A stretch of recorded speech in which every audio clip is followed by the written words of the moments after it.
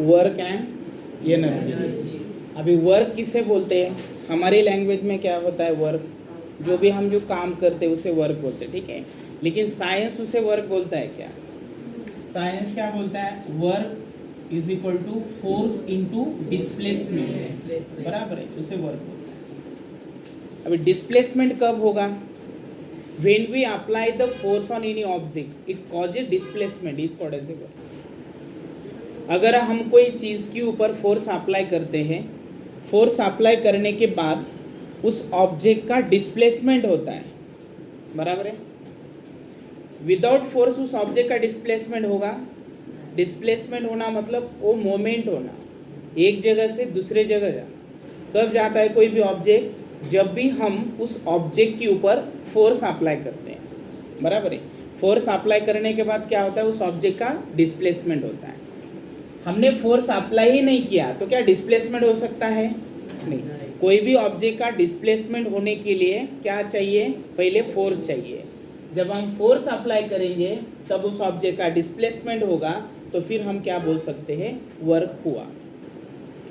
अगर डिस्प्लेसमेंट नहीं है तो वर्क बोल सकते हैं क्या? नहीं।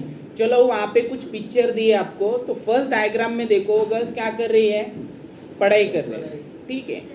हमारे हिसाब से हम बोलते हैं कि वर्क हुआ है। पूरे दिन भर भी अगर आपने पढ़ाई की तो हम बोलेंगे हाँ बहुत वर्क हुआ है। लेकिन यहाँ पे देखो साइंस उसे वर्क नहीं बोलता। क्यों? क्योंकि वो कांस्टेंट है, एक ही जगह पे उस जो भी ऑब्जेक्ट है वहाँ पे उसकी मोमेंट नहीं हो रही या डिस्प्लेसमेंट नहीं हो रहा। अगर डिस्प्लेसमेंट जीरो है तो वर्क भी क्या होगा? जीरो होगा।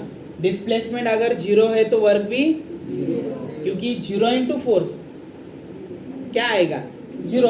वर्क किसे बोलते हैं? It is the product of force into displacement. चलो मान लो आपने 10 न्यूटन फोर्स अप्लाई किया है, 10 न्यूटन फोर्स अप्लाई किया लेकिन डिस्प्लेसमेंट हुआ नहीं है, तो वर्क क्या होगा? जीरो। कंसीडर करो अभी इस बोर्ड के ऊपर मैं फोर्स अप्लाई कर रहा हूँ ना, फोर्स अप्लाई, लेकिन इसका डिस्प्लेसमेंट हो रहा है क्या? नहीं। कोई भी ऑब्जेक्ट का डिस्प्लेसमेंट होने के लिए फोर्स कैसा चाहिए? अनबैलेंस फोर्स होना जरूरी होता है। चलो अभी कंसीडर करो मार्कर है, मार्कर एक कांस्टेंट पोजीशन पे, एक कांस्टेंट पोजीशन पे क्यों है? यहाँ पे दो फोर्सेस है, लेकिन दो फोर्सेस होके भी कांस्टेंट है। चलो बताता हूँ।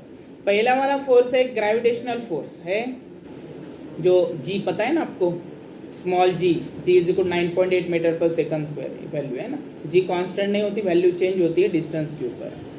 अगर जितना आप ऊपर जाएंगे उतना वैल्यू जी की क्या होती है? डिक्रीज हो जाती है। If you increase the distance value of G decreases, inversely proportional है।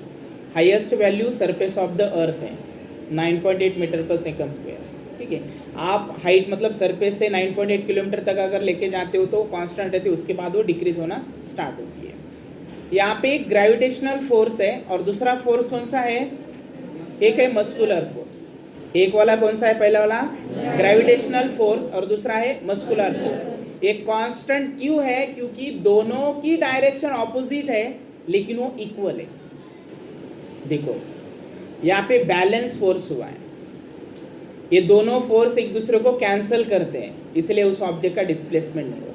कंसिडर करो यहाँ पे एक ऑब्जेक्ट है, when we apply the force on left hand side and also equal force on a right hand side. Consider करें 5 newton force हमने left hand side को apply किया है और 5 न्यूटन फोर्स अपने राइट हैंड साइड को apply किया है। दोनों फोर्स की डायरेक्शन कैसी है? ऑपोजिट है। दोनों फोर्स की डायरेक्शन कैसी है? ऑपोजिट। लेकिन दोनों फोर्स कैसे है? यहाँ पे इक्वल है। फिर से देखो, लेफ्ट हैंड साइड में 5 न्यूटन है और राइट हैंड साइड में 5 न्यूटन। हमने फोर्स अप्लाई किया है? नहीं किया है, लेकिन यहाँ पे दोनों फोर्स इक्वल है और डायरेक्शन ऑपोजिट है, इसलिए एक दूसरे को कैंसिल करेंगे। Force is equal to net force zero रहेगा। यहाँ पे नेट फोर्स कितना रहेगा? जीरो। इसीलिए उस ऑब्जेक्ट का डिस्प्लेसमेंट नहीं होगा, बराबर है। उस ऑब्जेक्ट का डिस्प्लेसमेंट होने के लिए कौन से तो भी एक साइड से हमें अनबैलेंस फोर्स अप्लाई करना पड़ेगा। बात समझ में आ रही है आपको? क्योंकि दोनों साइड से फोर्स तो अप्लाई है लेकिन डायरेक्शन ऑपोजिट है और फोर्स है इक्वल, इसीलिए यहाँ पे इस फोर्स की डिस्प्ले उस ऑब्जेक्ट का डिस्प्लेसमेंट नहीं हो रहा। कंसीडर करो हमने राइट हैंड साइड में 50 न्यूटन फोर्स अप्लाई किया है और लेफ्ट हैंड साइड को कितना किया है, सिर्फ 5 न्यूटन फोर्स अप्लाई किया है। अभी इस ऑब्जेक्ट का डिस्प्लेसमेंट होगा, वो होगा राइट हैंड साइड को, क्योंकि राइट हैंड साइड में हमें ज़्यादा फोर्स अप्लाई किया है, अनबैलेंस फोर्स हुआ, बराबर है। यहाँ तक आए थे हम कि ये मार्कर कांस्टेंट क्यों है, रेस्ट पोजीशन पे क्यों है, बैलेंस फोर्स अप्लाई हुआ है यहाँ पे। एक है ग्रेविटेशनल फोर्स, दूसरा है मस्कुलर फोर्स। दोनों फोर्स यहाँ पे कैसे है, इनवर्सली। देखो ग्रेविटेशनल फोर्स है, नॉन कॉन्टैक्ट फोर्स है। ग्रेविटेशनल फोर्स कैसा है, नॉन कॉन्टैक्ट फोर्स है।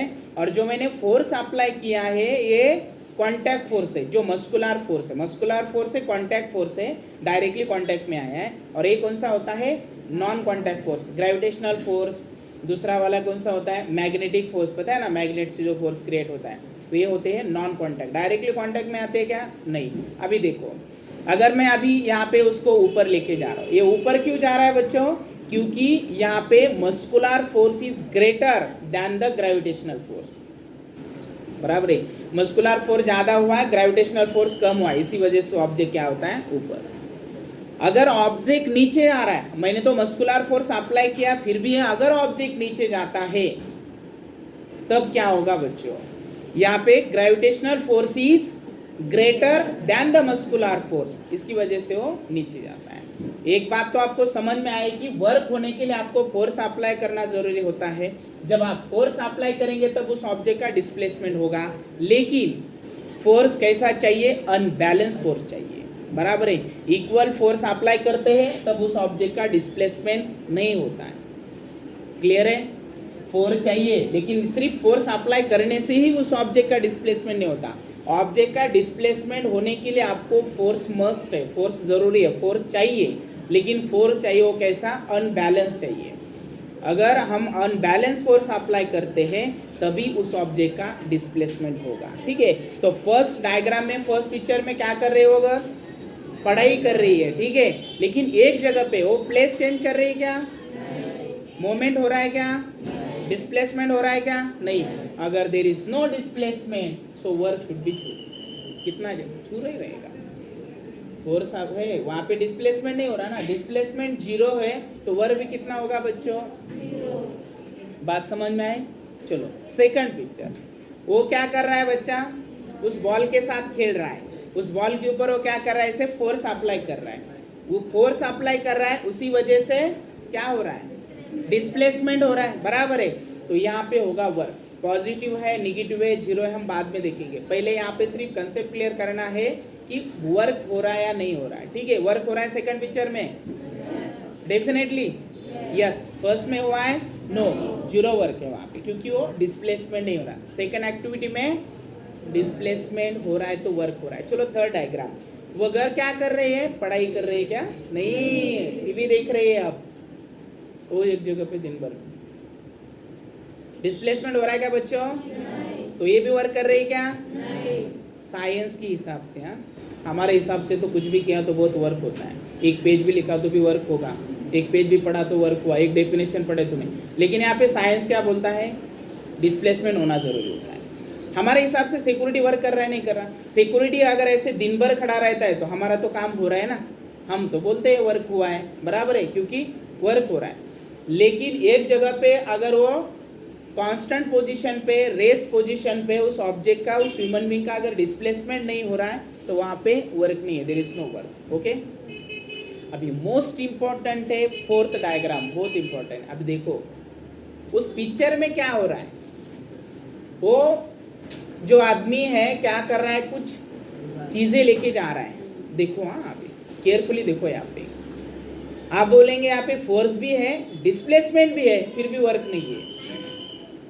देखो ऐसे कैसे हो सकता है, क्योंकि वो फोर्स की डायरेक्शन देखो बच्चों, यस, अपवर्ड डायरेक्शन पे फोर्स अप्लाई कर रहा है, अपवर्ड डायरेक्शन पे, और इस साइड से उसकी डिस्प्लेसमेंट हो गई। जैसे कि देखो फॉर एग्जांपल मैं कुछ चीजें लेके जा रहा हूँ, उस फोर्स अप्लाई कर रहा हूँ उस ऑब्जेक्ट के ऊपर, वो होता है अपवर्ड डायरेक्शन पे, और डिस्प्लेसमेंट हो रही है मेरे यहाँ पे। तो ये वर्क है क्या, फोर्स की डायरेक्शन और डिस्प्लेसमेंट की कैसी है, अपोजिट है, डिफरेंट है, अलग अलग है दोनों। समझ में आए, तो उसके बाद देखो कि ये अगर पहले पिक्चर में देखो, डायग्राम में फर्स्ट पिक्चर में वर्क हो रहा है क्या बच्चों? सेकंड में, थर्ड में, फोर्थ में, वेरी गुड, बराबर है।